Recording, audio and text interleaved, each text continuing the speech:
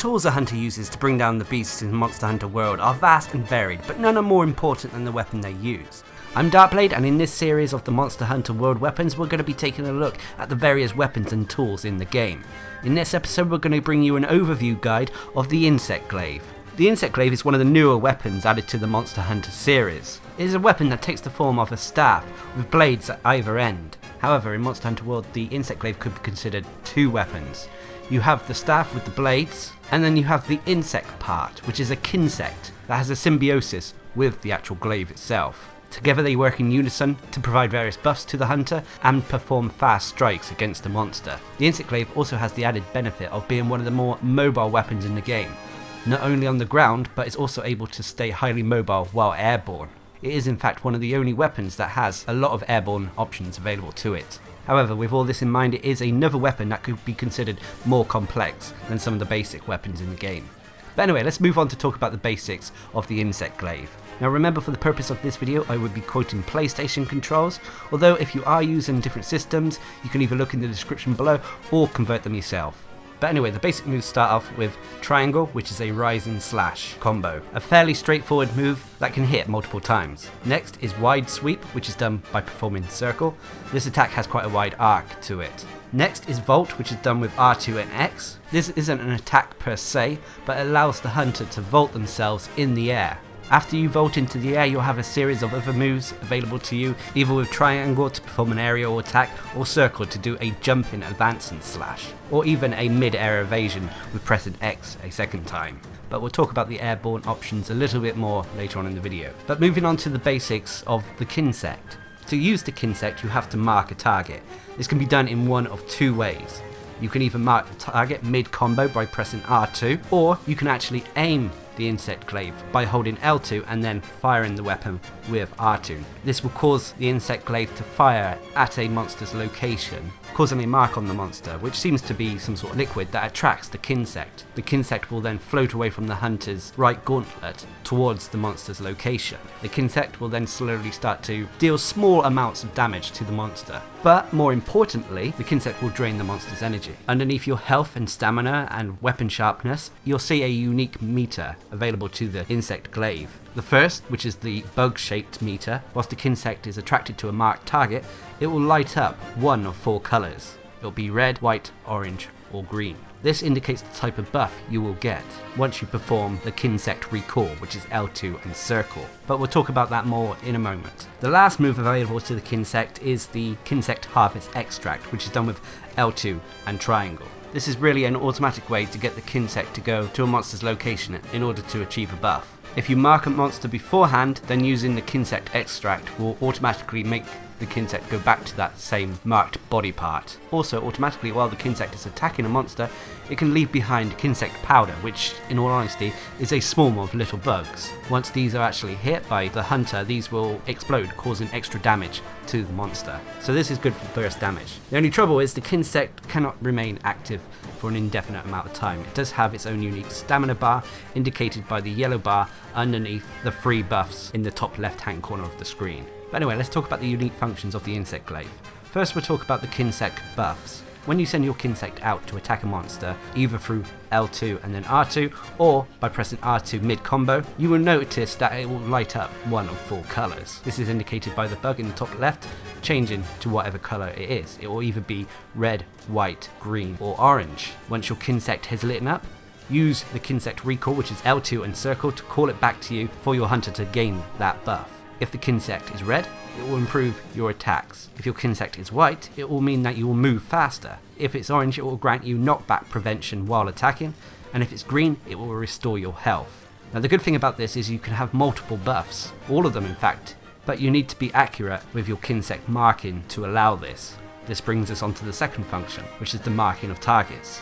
When you're marking a target, you have to be aware of what body part you are marking in order to get different bonuses. For example, on the Anjanath, shooting its head will allow the Kinsect to turn red, thus granting you improved attacks. Its legs turn the Kinsect white, granting faster movement speed, and the body turned the Kinsect orange, giving you that knockback protection. This is just an example though, as I'm sure different monsters will yield different buffs with different body parts. Now remember that the buffs won't last forever, but the good thing about marking is you can mark a target as many times as you want, so if you miss and get the wrong body part, just simply try mark the correct one. The next unique function is the mid-air evasion and attacks. After you've vaulted into the air with R2 and X, mid-air evasion, which is done again with X, and an attack with either circle or triangle. Now, should you be able to hit a monster in that time, you will be able to perform another mid-air evasion and then another attack afterwards. If you should hit a monster again, then you can potentially stay in the air for a long time. And the next function, which is more of a tip than a function per se, is that if you're able to mount a monster, which is easily done with the insect glaive thanks to the fact that you can vault. Whilst you're on a monster's back, if you press X in a direction, when you jump from a monster's, say, body to tail, or body to head, you'll perform slashes along the way as you jump from different body parts on the monster, causing more damage. However, doing this risks losing more stamina. And finally, the last function, which is more applicable for the main game rather than the beta, is that you can equip the insect glaive with different types of kinsects, so you can mix and match and find different effective combinations. But anyway, let's move on to the basic combos available to the insect glaive. The first one is combos for brief openings, which is done with a direction and triangle, then triangle, triangle. This is a fairly straightforward ground combo. Next is a basic combo that helps if you have red extract stocked, which is a direction and circle, triangle, then circle. And then finally is the mid-air combo, which is done with R2 and X, then X again, then circle. If you're able to land a hit, you can potentially keep this combo going by pressing X, then circle again and again, so long as the circle actually hits a monster. As always, remember that these combos can be extended in numerous ways. You don't have to stick to the basic combos that they suggest, because there are a lot more options available to you. But anyway, let's move on to the pros and cons of the insect glaive. The first pro is that it's a highly mobile weapon. It's a very fast hitting weapon. It also comes with fairly long combo strings and has incredible air mobility. Being able to attack from the air gives a hunter with the insect glaive a lot more freedom and a lot more options in some respects. It means, for example, that you don't have to necessarily find a ledge to jump on a monster's back. You can simply vault onto their back and attack if you aim correctly. The next pro is that they have a ton of buffs available to them. Thanks to the Kinsect, they can increase their attack power, speed, knockback prevention and more. Try to strive to get all these buffs active at once, and you'll be dealing a lot of damage with this weapon.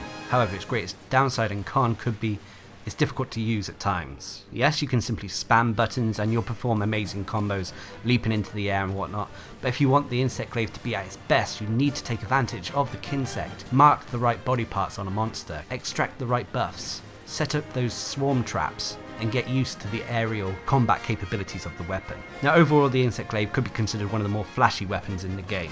It is definitely fun to use. As I already mentioned, you can get away with just spamming buttons and you'll end up performing amazing combos and whatnot, but these are not the greatest strengths of the insect glaive. The greatest strength, in my opinion, is the Kinsect, as well as its aerial capabilities. Mastering the Kinsect is key if you want the insect glaive to be at its best. As I mentioned, getting the buffs, marking the right body parts on a monster is key. As I already mentioned, it has the bonus of not needing a ledge to jump off to be able to mount a monster. It also has more options available to it should you mount a monster. Also take advantage of the Kinsect powder to create those explosions around a monster. And the last final tip is to keep an eye on your Kinsect's stamina. It can't stay active for long periods, so give it time to rest in between fights. The insect glaive was one of the more difficult weapons to get used to, but once you get past how flashy the weapon is and learn its inner functions and nuances, you will find a weapon that is just more than looks, and that it is in fact a highly complex mobile DPS weapon. Now remember that for this first series, these videos are overviews taken from the beta of Monster Hunter World. Once the full game is released, expect much more in-depth videos for the different weapons and tools in the game. So I hope this video has helped, and until next time, I've been Darcblade, bringing you an overview guide of the insect glaive in Monster Hunter World. Hope you enjoyed the video, thanks for watching, subscribe and like for more.